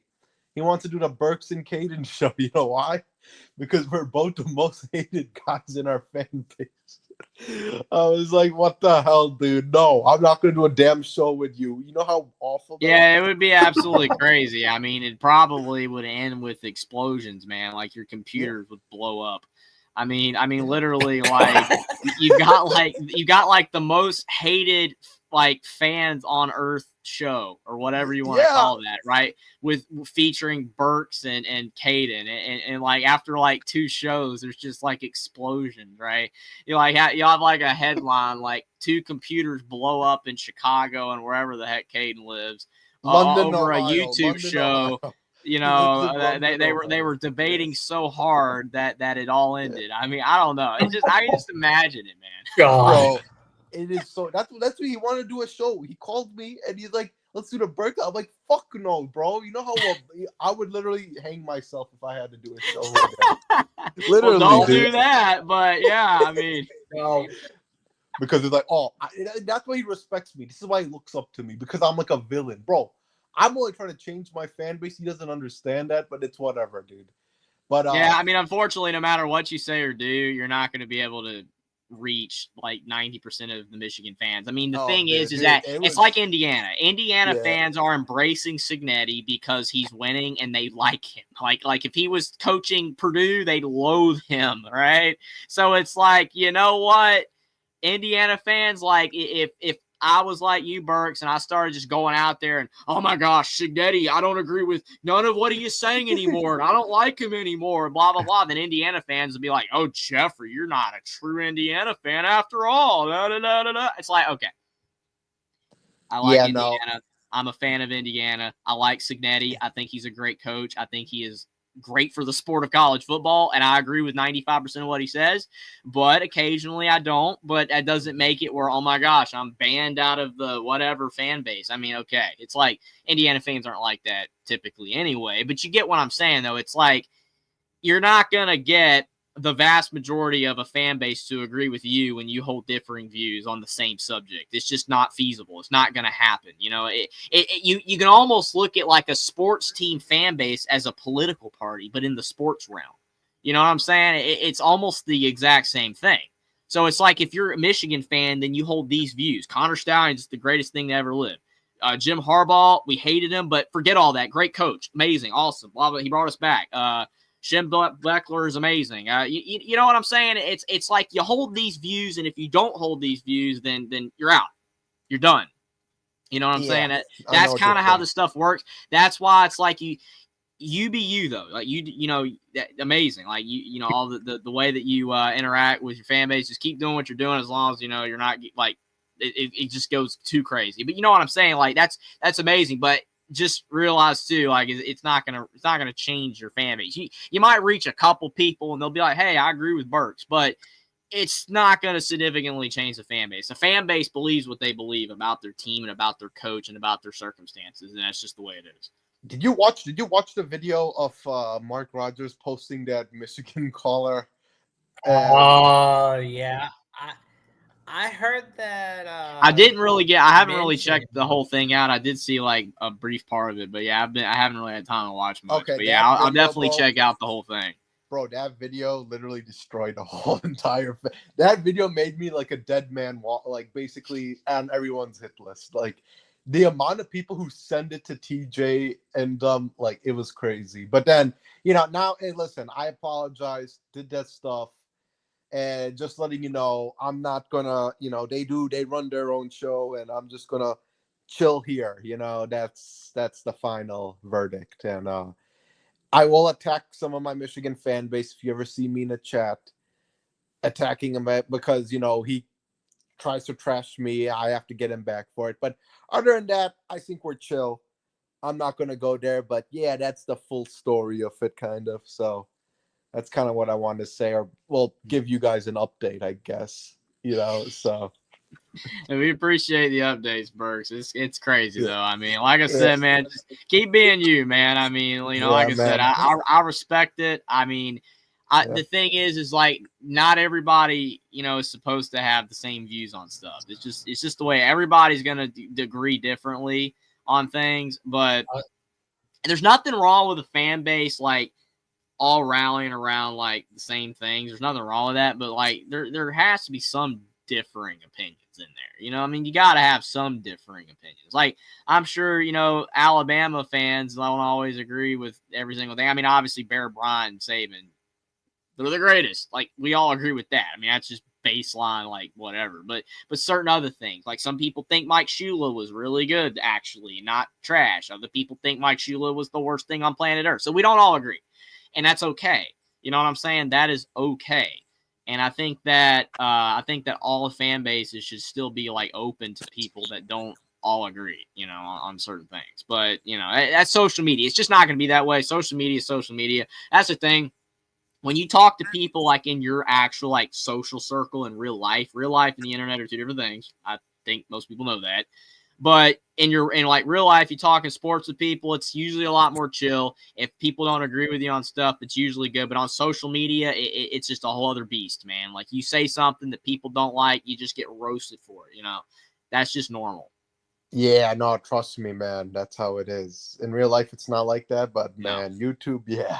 Oh, it's like it's a completely different world on here, man. I mean, like the most simple thing that you say that you wouldn't even think would people bat an eye over could just completely, you know, just start flames. And then like you say it in real life and nothing. People maybe laugh a little bit or like, oh, I don't really agree with that. But you know, people move on from it just a lot easier in real life than on here. It's just the nature of this. It's keyboard warriors. That's what this is. It's so easy to say how you feel about stuff and maybe even beyond how you feel about stuff behind the screen than it is to say it to someone's face in person, you know, because oh my gosh, you get into a fight, people start beating you up or something. On here, nothing's gonna happen to you no matter what you say. Yeah, It's just that's what. different. That's why I'm not like ever downloading Twitter. I'm telling you, because if I downloaded Twitter, man, I'd get into so many fights to the point where like I would like lose my job. I'm dead. You'd have no life either, man, because you'd be Yeah. on here all day, Yeah. like arguing with people. I'll post something, then Yeah. I'll have like 10 people respond to it, and they're all mad, and I don't even respond to it because I'm just like, okay, I don't have time for this. It's cool they don't agree, but I'm just gonna leave it at that. Note to self: we need a South Park episode talking about like making fun of like the rivalries of college football, because then it's like you're a pop culture icon when you got South Park doing parodies of you. Yeah, that would actually be an amazing episode. By the way, they put Colorado football in many episodes because Trey Parker and Matt Stone, the creators, went to Colorado. That was that student athlete episode. I saw I saw that too. I mean, the show's literally based in Colorado too. It was the EA stuff. Yeah, I remember the 07 Colorado Nebraska game, and they had like Cartman naming the lineup for each of the Colorado players. Like that was pretty cool. Yeah, they put Denver sports a lot into it. They put the Nuggets once. They put the Rockies. Because they're from Colorado. Those well, the Rockies are bad. Oh my God, man! Like the Rockies are like the Charlotte Hornets of Major League Baseball, man. I mean, they are awful. Oh, that place is hell. Wait, what's your baseball team, Jeffrey? Since you live in North Carolina, they don't have a baseball team, so. I mean, I don't really care because I'm not a big baseball guy, but I mean, I guess default Braves. I guess, I guess. Yeah. I mean, everybody that I live around, Braves fans.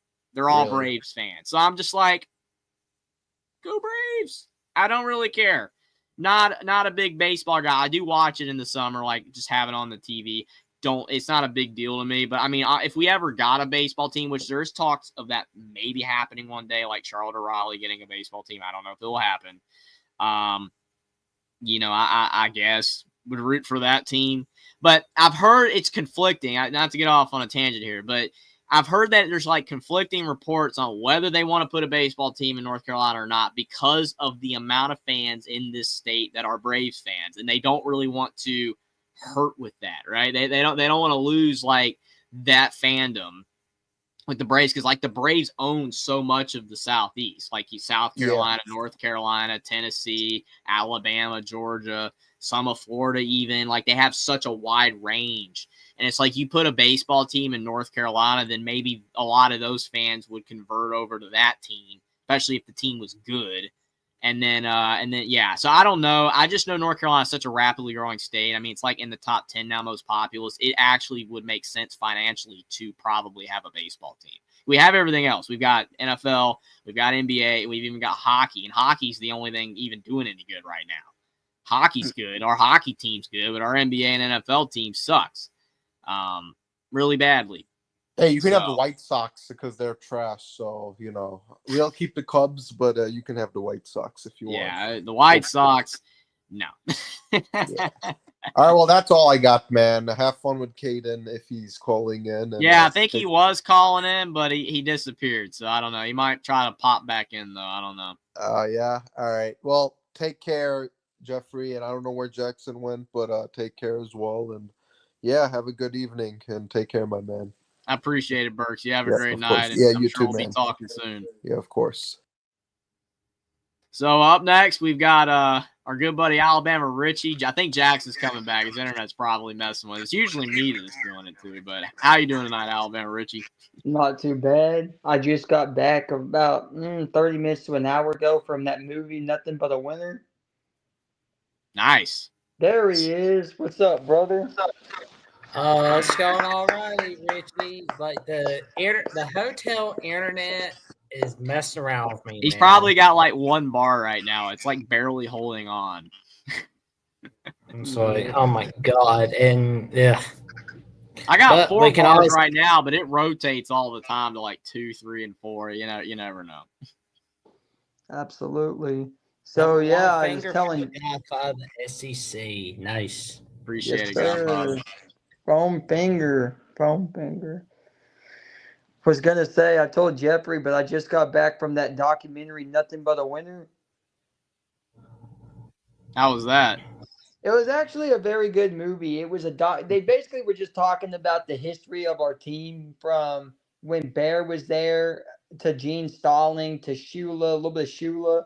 They didn't touch a lot on Shula, but Burks, I remember you were telling Burks a second ago that a lot of some people like Shula, some didn't. That was a true statement.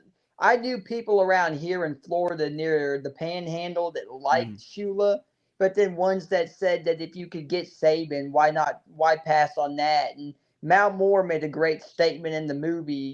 He's passed away since. Rest easy to Mal. But Mal made a great point in the movie that said we wanted someone that had a winning track record, and everywhere Saban went, like he wasn't like Michigan State was left in much better shape than what it was before Saban got there.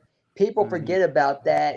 Can't say that about the Ohio teams he coached, Kent State and all, because he was just getting his feet wet within coaching. But when he was at Michigan State before the LSU job, Michigan State used to be absolutely terrible before he stepped there. They touched on his track record. They didn't mention Michigan State to say, but they talked about the track record. They talked about how they wanted a winner. He won at LSU, so that was a little bit of leeway. The thing about Saban was his wife kept telling him take the job at Bama, even though he made that statement, I'm not taking the job, I'm not taking the Bama job. And excuse me, I remember when he said he wasn't taking the Bama job in the movie. They showed the Dolphins excerpt where he was sitting there going, I don't know why. I've told you like 2, 3 times, I'm not going to Alabama. I'm not taking the Bama job. Next thing you know, the audience is laughing. And I chimed in and said, yeah, how did that turn out for you, brother? You win a couple national championships and all that. And the rest is history. So that was pretty cool. But other than that, it was a good movie. I'm sure it'll be around. You'll just have to search for it, but I'm sure it'll be around. I just went to see it because it was the Crimson Tide. Why not? But yeah, Burks, if you're still around listening in on behind the scenes, wanted to give you a couple bits of insight on some of the things you said. The quarterback job has already been given to Ty Simpson. That's because he fits the mold of what DeBoer looks for in a starting quarterback. Keelan Russell and Mack are fighting for the second string job, but at the moment it's going to be Ty Simpson because he fits the mold. A lot of people forget that Ty Simpson was a 5-star out of Martin, Tennessee. So Saban vouched for him, and when DeBoer needs like even when DeBoer was asking Saban, where do I go from here? He said, do it your way. I'm not going to tell you how to coach this team, but you're going to want to do it your way because of your track records at Fresno State, Indiana, Washington, and even that school before he took the Fresno job. That was like his first real job.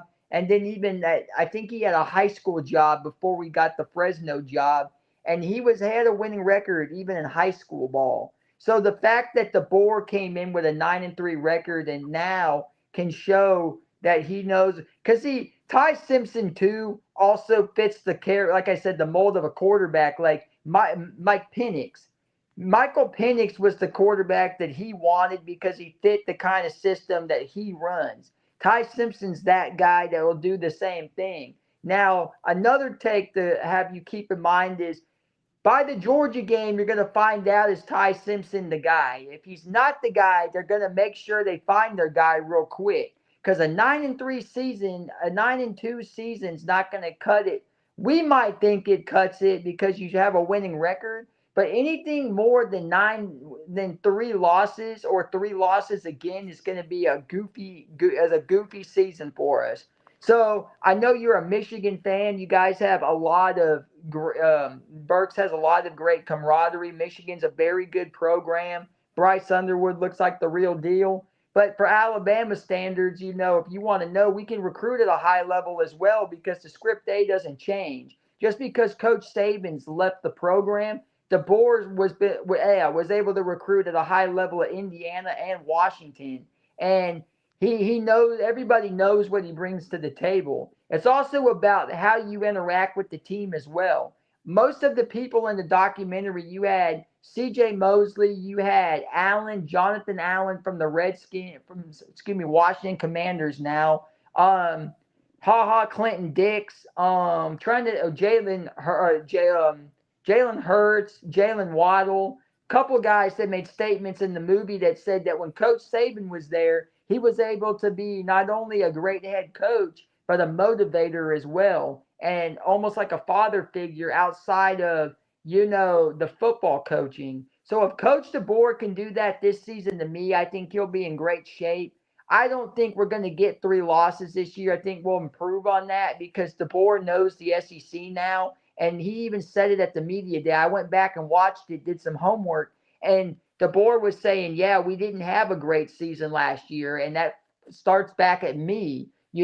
How do I improve this team so that this next season, which is the one coming up for us this year, how are we going to get back on the right track of what winning at Alabama means? And see, a lot of people sit back, and I had a guy ask me 3 days ago, were you satisfied with DeBoer as the head coach pick?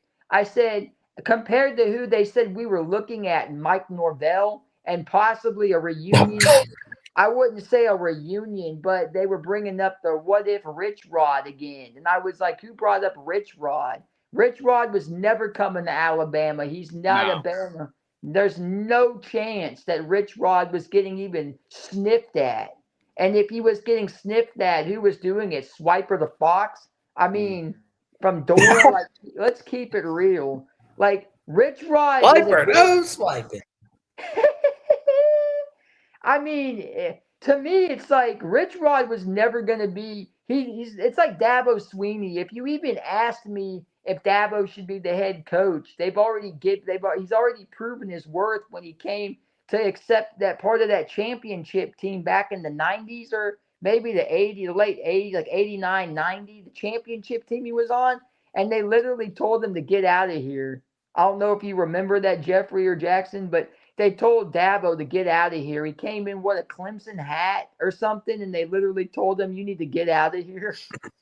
So just because you played at Alabama doesn't necessarily mean that you're going to be looked at as a great player or something based on your track record. Because shoot, they even pulled up Mike the Boys and Mike Price, and they pulled out the funniest meme of Mike Price. They had him dancing like he was at a strip club, and they called him Mike Pensacola Price or something like that. If you remember the meme. But it's funny. But yeah, we're doing our job because DeBoer's a proven winner. So yeah, I mean, I wanted DeBoer in that whole entire coaching search. Yep. And obviously, I was a bit biased because of the Indiana connection. I knew how good he was. Watching him do wonders with Indiana's offense with a terrible O-line, and they were still doing good with Penix. I was like, yeah, he's legit. And then he goes to Washington, and I'm like, all right, he's going to do great there. People said, oh, Washington's going to go 7-5. I'm like, no, Washington's going to do really darn good. And they did really, really, really good. So, like, out of all the names, I mean, they were talking Loxley. I know that was French, but Loxley, Norvell, Lane Kiffin. I'm like, DeBoer's clearly above, to me. They threw in all Kirby Smart's name, too. It's not happening. Yeah. Absolutely not happening. He's happy at Georgia. But the thing is like, to me, DeBoer was the best guy. That was realistic, and because Washington tried to keep him. They gave him a big offer, and he still took the job. So it's like, I mean, I honestly think we're fortunate he did. Because if he didn't, it could have been worse. So to me, I mean, I feel like even though people get sick of me talking about Cignetti, and I get it, especially with all the comments, but Cignetti and DeBoer, their track record, wherever they've been, they've won at an extremely high level. And to me, it's like you can't deny results. It doesn't matter what level you're at. Because even like you mentioned with Saban, he was at Michigan State. Prior to Saban being at Michigan State, they were not good. No. And they become a good team, and then D'Antonio continued that, which great. But it's like Saban turned Michigan State into something. Urban Meyer did that with Utah. It's like, to me, when you've got a coach that no matter what situation they've been in, like you look at DeBoer, he won at Indiana, he won at Fresno. He won at Sioux Falls or whatever that D2 school was. Sioux Falls. He won at Washington. He's won all these places. And then you look at Cignetti. He's won at Elon and IUP and James Madison. You can't deny results because every level's different and they've succeeded at every level. So why are they not going to succeed at the highest level? And that's why, to me, Cignetti, that's why he's winning. And DeBoer, yes, last season was disappointing, but all things considered, was it awful? No, it wasn't awful. It's just they were so close to being better. That's like I said, that's why I've said probably about 10 times on this show, my words, I said that it's not that we went 9-3 that was so disappointing. It was how we went 9-3 last year is why people were mad. We beat Georgia, so theoretically, beating Georgia should have been a playoff team. How in the world did we beat them and then end up beating a really good South Carolina team that ended up being very good last year, like two really tough opponents, lose to Tennessee in a close game, that's okay, but then lose those two other games. The Vandy and the Oklahoma just makes no sense. Like nobody would have thought in the world that would have occurred. That is why people were mad, and that's why I was mad because like when we beat Georgia, I was like, all right, we're making the playoffs. We're gonna probably go 11-1. At worst 10-2 at that point, but 11-1, like at worst, I'm like, we're gonna do very well this year. I mean, I knew we had some issues because I saw that Georgia second half, and I'm like, we beat Georgia. It's how we went 9-3, and people don't want to see a repeat of that. Alabama fans do not want to repeat where we lose to a Missouri or we lose to a Vandy or we lose to an Oklahoma type team this year. If we lose to Georgia and then maybe South Carolina in close games, and we make the playoffs, people will be happier with that than, oh, yeah, we beat Georgia and South Carolina, but we lose to Missouri, Vandy, Oklahoma, Auburn. I mean, people don't want to see that. You beat the teams you're supposed to, and if you do lose a game, lose to your best opponent in a close game. That's what people would prefer to see. Yeah, the other thing, too, was we went on the road and beat LSU as well. And 36. And we beat Georgia, beat LSU, and then we lose to Vandy and Oklahoma. And everybody sat there, like I said last week, they asked me, they were like, Richie, do you think we have a chance against Oklahoma? I said, look, it's going to be what I call a trap game. None of these, I don't overlook any games anymore because the last time I overlooked a game, we were in the same shoe and we lost. And that's the thing. It's like a Tennessee guy said to me, he goes, I credit, like he even said it. He goes, and it's the one time I can agree with someone like that. He said, you never want to overlook a game anymore. And I said, absolutely you don't, because you'll get in situations where we have such a funky fan base because people will say all the time, it's like, we're still going to make the playoffs off a 9-3 record. I said, and who told you that? The man on the moon? I said, losing to Oklahoma sealed our fate. We go up to Norman and win, and it looks pretty decent. No matter what the outcome is, as long as we squeak a win, they're still going to say, yeah, but Alabama still came out and won, whether we played bad or not. So we didn't win. I don't even know if we had a barely lost. Like, probably not, but if we had a barely lost that game, then you would have had people making the argument that, okay, Bama barely lost to Vandy, barely lost to Tennessee, barely lost to Oklahoma. Because that one year that we lost two games, remember we lost to Tennessee on the road and we lost to LSU on the road. And they were very, very close losses. Literally, LSU was the final play of the game. And that was the argument people made that Alabama should make the playoffs because our two losses were that close. And people were mad about it, but I defended it that year. I was like, yeah, we barely lost those games. We were this close. Should have beat LSU. I mean, that was just ridiculous that we collapsed. Was that the Mason Taylor but that was different. The Oklahoma game, we got completely destroyed. Just flat out completely destroyed. And that's why we didn't deserve to get in after a performance like that. No way. Was that Mason Taylor 2-point catch season? Yes. Mm-hmm. Yeah, they replayed that in the documentary. And remember, we lost to Tennessee by 3. It was the 52-49 game, first time we lost there in forever. And then we lost to LSU on the 2-point conversion. So literally, it was this close. That's why that argument that year was so fair. We didn't have an argument this past year, and we did not. I mean, we lost to Oklahoma by like 20 points. We scored 6. I mean, and it wasn't a 9-6 game. They scored 24. I mean, I know it was 2 pick sixes, but still, it's like we were bad in that game. Just legitimately bad. This is something to take into consideration too. We lost to an Oklahoma team that didn't even know who their starting quarterback was. They didn't even know if they were running out Michael Hawkins Jr. or they were running out Jackson Arnold. Jackson Arnold ran for like 130 yards on us. Here's what's crazy. Let me tell you what's really funny. You've never heard me say this, so you guys, if you're not a Bama fan listening, get your laughs in now because during the season, I don't want to hear it. When we lost that game, everybody said Jackson Arnold should be a huge, bigger deal than he was. And I sat there and said, okay, well, if Jackson Arnold had that game against us and the last bit of the season he stunk, why, and I get it, we're the Crimson Tide, target on the back, the script A is like the kiss of death to everybody that's not a fan and then some. You sit there and watch that game and you start acting like Jackson Arnold's an all-world quarterback. It's like he had one game. It's like we fumbled the bag. We fumbled the chips. We go up to Norman, play our worst game of the season. I took that loss worse than Vanderbilt. I was like, okay, let's keep it real. Because Auburn people came at me and said, they were like, how's it feel to know you lost to Pavia? You also lost to Pavia. I said, how's it feel to know you lost to a school you paid $1 million? Keep that in mind. We weren't paid $1 million to play Vanderbilt.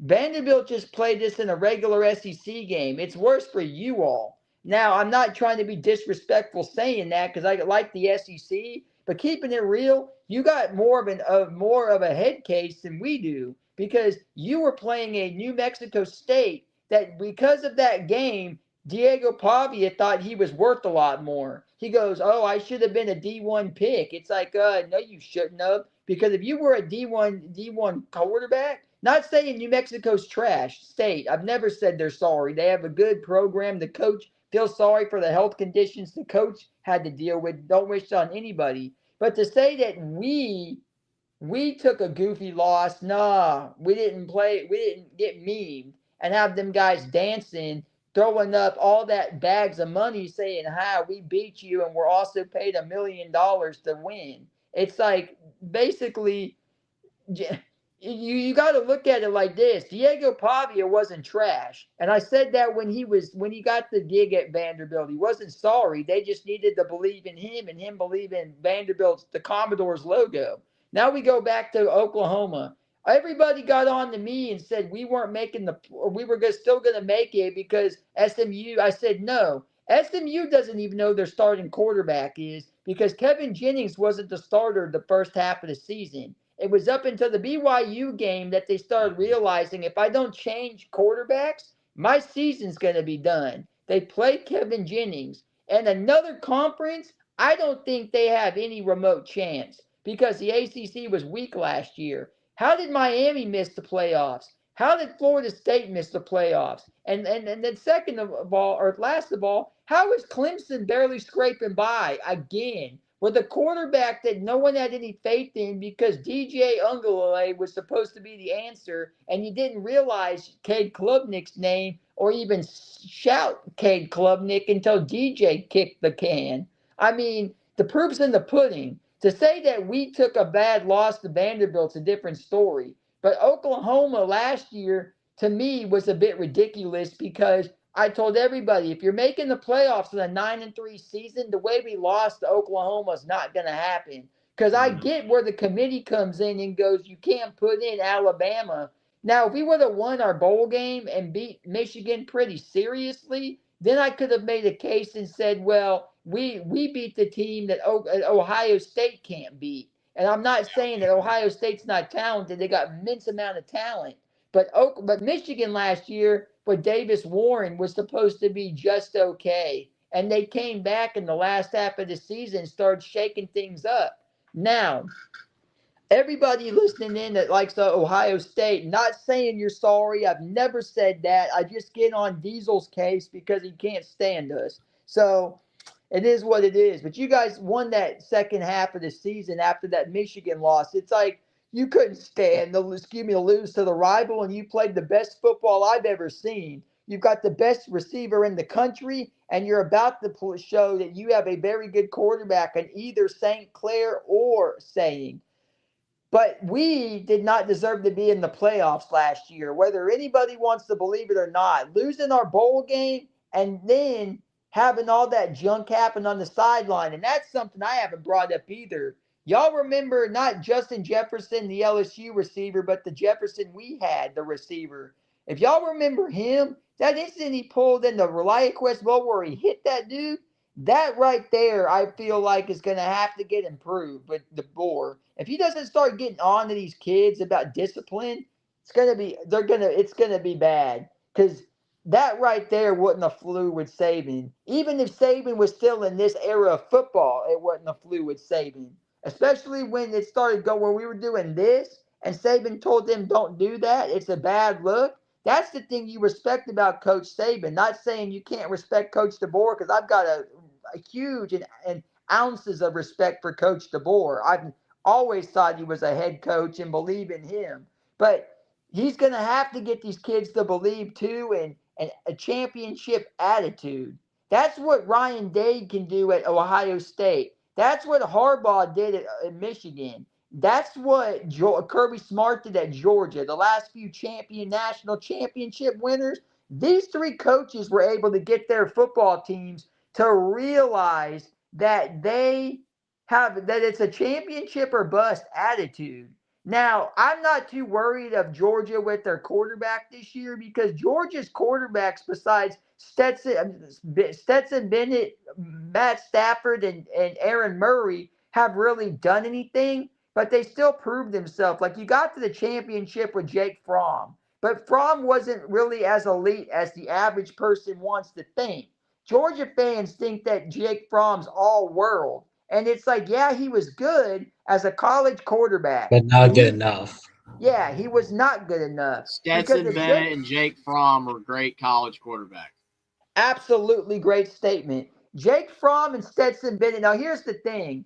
Stetson Bennett got drafted because he was able to believe or get the NFL to believe that these two championship seasons bought me a backup quarterback job because I remember watching Stetson Bennett rep for the Rams in a preseason game, and he threw like 3 or 4 interceptions. And I said, that proves my point. You've got to come into the NFL with a can-do attitude. Because here's the thing. Your playbook with the LA Rams versus your playbook with the Georgia Bulldogs are different. You're running a different system here.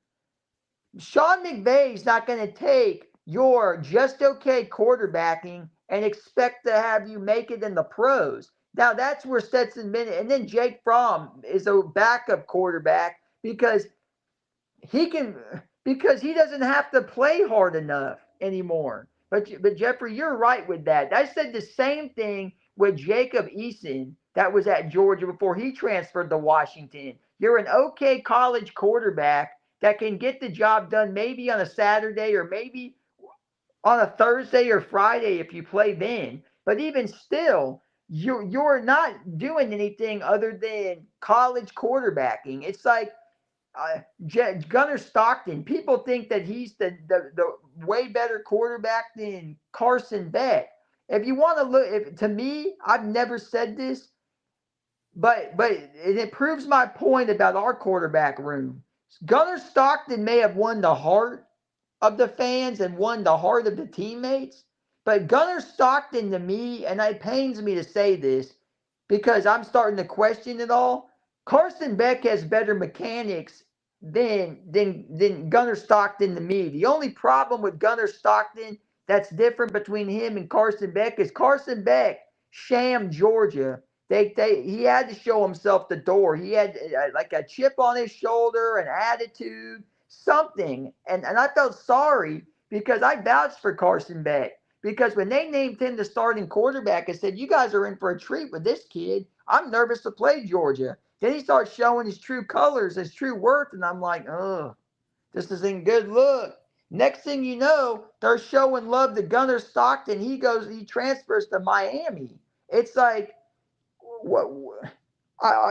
But Georgia's not really been known for quarterbacks either. Like, No. besides Matthew Stafford, you haven't really been known for true quarterbacks. Their teams have been more complete, like on defense and great Yep. O-line play and great tight ends and receivers and running backs than their quarterbacks. I mean, yeah, like most of their quarterbacks at best have just been good college quarterbacks that won at a high level because the team around them was so great.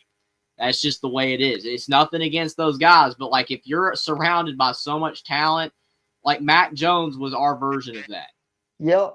Mac Jones legitimately was our version of like a Stetson Bennett, Jake Fromm. The difference is that Mac Jones was a lot taller, and that's why he got drafted higher. But it's like sometimes quarterbacks and Jake Coker is probably the even better example. I think Stetson Bennett, showed his little flashes, his little moments of the creativity and the couple of really great throws he made in the championship game, and why people think that he's way better than like a Jake Coker. But like those type of guys are just good college quarterbacks on elite teams. Like guys like Matt Ryan or Drew Brees were good in spite of their team. You know what I mean? Like there's a big difference when you're like Drew Brees at Purdue or Matt Ryan at Boston College or even Phillip Rivers at NC State, who, by the way, Curt Cignetti was on that staff at NC State when Phillip Rivers was there. But my point is that like those type of guys did very well in college despite their team not being that great. Aaron Rodgers at Cal, Jared Goff at Cal. Like, you know what I'm saying? There's a difference versus these quarterbacks that have everything. They have the best receivers to throw to, the best offensive line protecting, and the defense on the other side of the ball is one of the best, and always is getting the ball back to them in favorable positions.